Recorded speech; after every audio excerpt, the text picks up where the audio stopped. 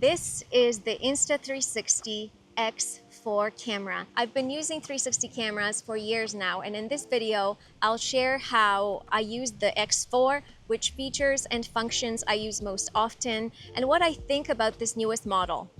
I will also showcase two brand new accessories. And while this is not a paid sponsorship, Insta360 did send the camera and the accessories for me to use. This camera is perfect for solo content creators. I'm a year-round cycle commuter and I ride my bike in a large urban environment. I also go on long-distance self-supported bicycle tours. When I commute in the city, I typically just use the 360 camera to capture as much as what's happening around me as possible. On my long-distance tours, I document my adventures, leveraging the shoot now and reframe later capacity, which allows me to focus on the adventure and not worry about positioning the camera to capture the right shot.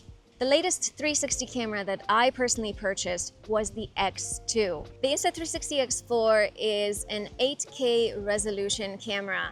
And while 8K sounds like it's a lot of pixels, and it is, all these pixels are applied to the 360-degree sphere. So by the time you reframe the footage, it ends up being more like 2.7K footage. But with that higher pixel count, you do need to make sure that whichever device you use to edit and to interact with the footage is capable and compatible with the Insta360 X4. You can use this camera in two different modes. 360, which utilizes both the lenses, or the single lens mode. I personally shoot in 8K resolution at 30 frames per second in 360 mode most of the time. There are a number of 360 video shooting modes to choose from in this camera, and they include video, active HDR, time-lapse, time shift, which is for hyperlapse or for moving shots, bullet time, and loop recording. Single lens shooting modes include video, free frame video, me mode, and loop recording. Now, I don't typically use this camera for still photography, but this camera is very capable of taking high resolution 72 megapixel 360 photos. X4 is a 360-degree camera that has two lenses. Anything that is placed in between the lenses or in the stitch line is rendered invisible. And this is why the selfie stick is referred to as the invisible selfie stick. The lenses on the Insta360 X4 are protruding. The reality of owning a 360 camera is that the lenses are most likely going to be damaged. All of my 360 lenses have been damaged, some more severe than others that have rendered the camera unusable in a 360 mode. And as a result, the Insta360 X4 comes included with two standard lens guards. They are quick and easy to install and remove. Insta360 also has premium lens guards as an optional accessory. In my experience working with a lens guard, while they do a great job protecting the actual lenses, they do degrade the image quality. They also introduce a bit of lens flare. As a result, I don't typically use lens guards, but I do use a lens cap, and this is a silicone cap that I always place on the camera once I'm finished shooting. The damage that I've caused on the lenses has been when the camera has not been in use. So for example, when I placed the camera on the bike without any protection and the bike fell over, or when I was handling the camera after I finished shooting and then I dropped the camera on gravel. The lens cap that I have installed on the X4 is a DIY solution to account for wind muffs. The X4 is the biggest 360 camera I've ever owned from Insta360, and one of the contributing factors is the touchscreen, which is 2.5 inches.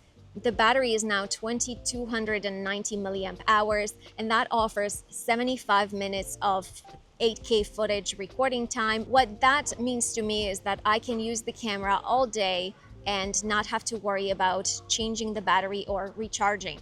Now, the way I use the camera is in short clips. If you are someone who, based on their camera use, needs that extra battery power, then I would suggest purchasing additional batteries along with the fast charging hub. I have a similar setup on my One RS camera and it's worked well. The X4 can be used in all weather conditions, and according to Insta360, the ideal operating temperature is from -20 degrees Celsius to +40 degrees Celsius. This is a massive range, and while I have yet to test the camera in a cold environment, I will be doing so in the wintertime, and this is a perfect reminder that if you aren't subscribed to the channel yet, please consider doing so. The longest clip I've shot with the X4 at this point has been just over 6 minutes, and because the camera receives ample airflow, it's never had any issues with overheating or anything like that. This camera is waterproof down to 10 meters, and to me that means that I can use it in rainy conditions, rainy and wet conditions, without having to worry that the camera is going to malfunction. I have used my X2 in downpours, and I am confident that I will be able to do the same with the X4. Now, I have taken the X4 and dunked it in the lake on a recent kayaking trip, and the camera is waterproof. It functions as expected. Let's address the audio quality, especially audio quality when the camera is mounted on a moving bicycle. This camera has 4 microphones. And on its own, it doesn't do very well with wind reduction. I do have the microphones set to wind reduction settings, but there are still things that I do to optimize that audio quality, starting with wind muffs. I use wind muffs all the time because they really cut down on that gurgling that is introduced when wind hits the microphones. Testing the audio on internal microphones. The camera has no wind muffs on, and the selfie stick is extended in front of my bicycle. What is the audio like? Testing internal microphones. The camera is extended on a selfie stick in front of the bicycle. Wind muffs are installed. What is the audio quality like?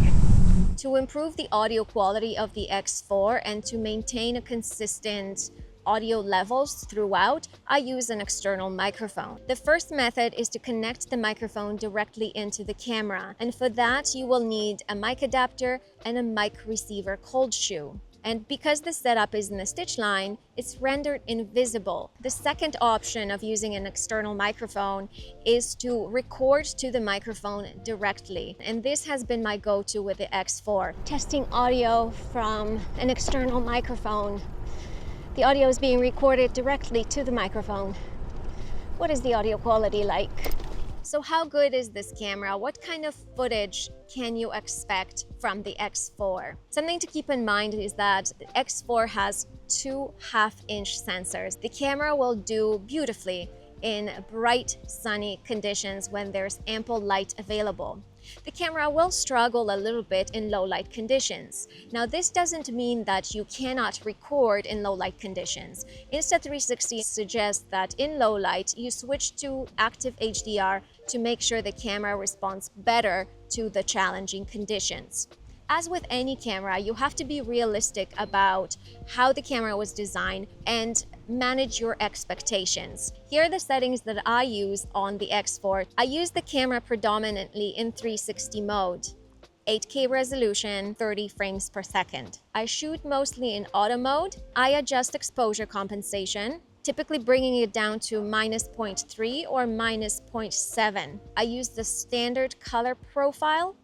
I have gesture control turned on. This is a new functionality to me and I love it on the X4, especially for stopping a recording when the camera is extended far away from me and the bicycle. This is what using gesture control looks like. The camera has now started recording. And now the camera has stopped recording. I have voice control turned off. I have quick capture turned to on. This is controlled by the shutter button. And this functionality allows me to start a recording quickly by pressing the shutter button when the camera is powered off. It also powers down the camera when I stop recording. I would like to mention a limitation of the shutter button. For me, on the X4, the shutter button is right at the bottom of the camera. When handling the camera, when mounting the camera on various accessories, I always activate quick capture because I just press the button. I wish there was an option to use any of the other buttons to set quick capture on. Something else that is different on the X4 that wasn't implemented on the X2 is the shut-off timer.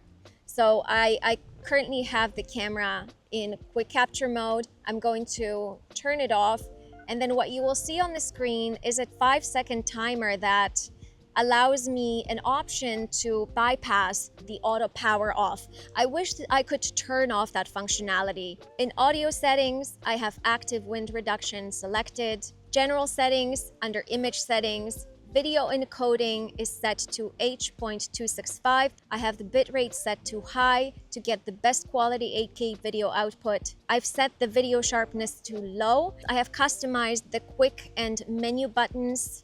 The quick button on the side, I customized it to switch between single lens mode and 360 lens mode. And the menu button at the front, I've set it to switch shooting modes. I also activated the long press shutter button to cancel recording. And I love this functionality because I can quickly remove any recording that I find unusable in a moment. I will be publishing a designated video on how I use the camera and how I mount it on the bicycle, but at the very basic level, I always have some sort of a clamp and then use the camera to mount it on the clamp using some sort of either a selfie stick or an extender. Insta360 has a lot of accessories. Now, I mentioned at the beginning of the video that there are 2 brand new cycling specific accessories for the X4. The first accessory that Insta360 just released is a bike computer mount.